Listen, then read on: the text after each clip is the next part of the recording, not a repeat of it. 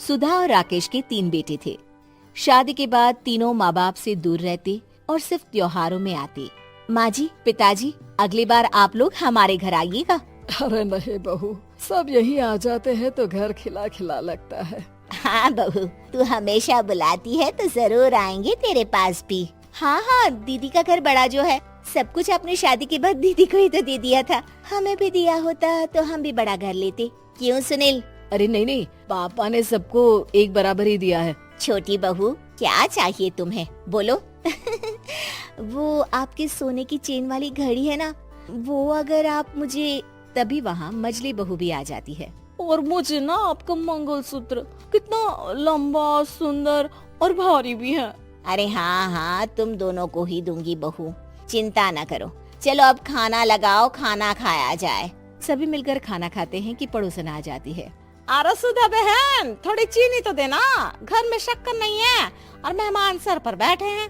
अरे छोटी बहू, चाची को शक्कर तो दे दो। अरे मजली दीदी, आप दे दीजिए ना, मैं यहाँ कम आती हूँ तो मुझे पता ही नहीं है कि सासू माँ सारी चीजें कहाँ रखती है। और तुम, मैं कौन सा यहाँ रोज शक्कर फाँकने के लिए आती हूँ, मुझे भी नहीं है पता। तभी बड़ी बहू हाथ में चीनी की कटोरी लेकर आती है। चाची, शक्कर आप लोगों का बड़ा सहारा है माँ जी और पिताजी को, वरना हम लोग तो यहाँ रहते ही नहीं।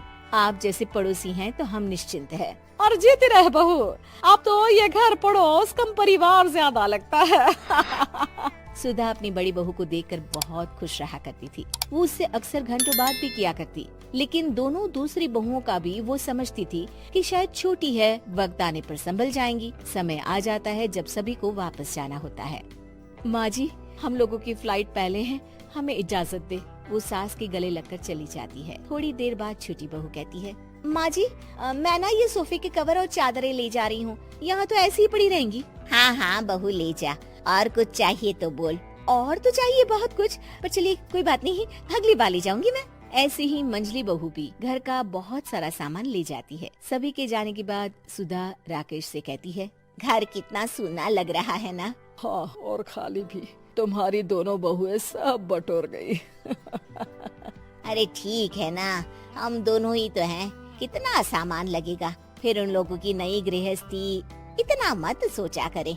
समय बीतता है। ऐसे ही हर साल त्योहारों में सुधा और राकेश के बच्चों की बहू आते और जाते वक्त ढेर सारा सामान पैक कर कर ले जाती। लेकिन कुछ ही सालों में सुधा का देहांत हो जाता है। पिताजी, आप यहाँ अकेले क्या करेंगे? हम लोगों के साथ चलिए। अरे नहीं बहू, इस घर में सुधा की यादें हैं, मैं उसे नहीं छोड़ सकता हूँ। अब तुम लोगों की माँ नहीं रही। देख लो, वैसे तो मैंने उसके जीते जी सब कुछ दे दिया है, लेकिन कुछ उसका पर्सनल कीमती सामान था जो ये है, ले लो।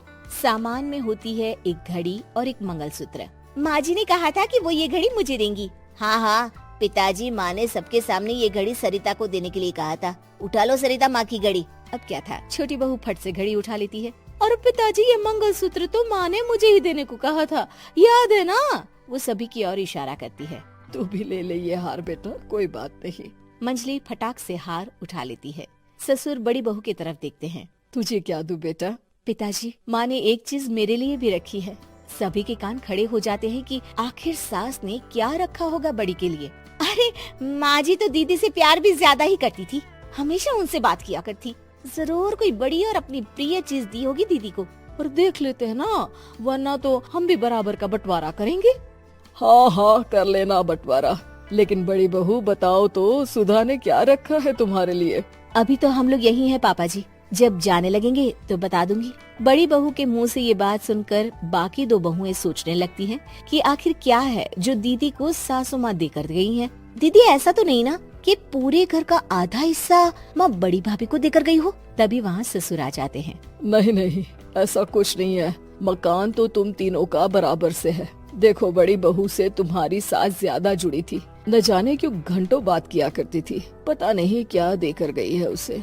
और ससुर जी, आपको क्या पता, चालाकी से पूरे घर के पेपर में साइन करवा लिए हो, या फिर कोई छुपा गहना। आखिर मकान पूरा तो आपने सासू माँ के नाम ही कर रखा था ना।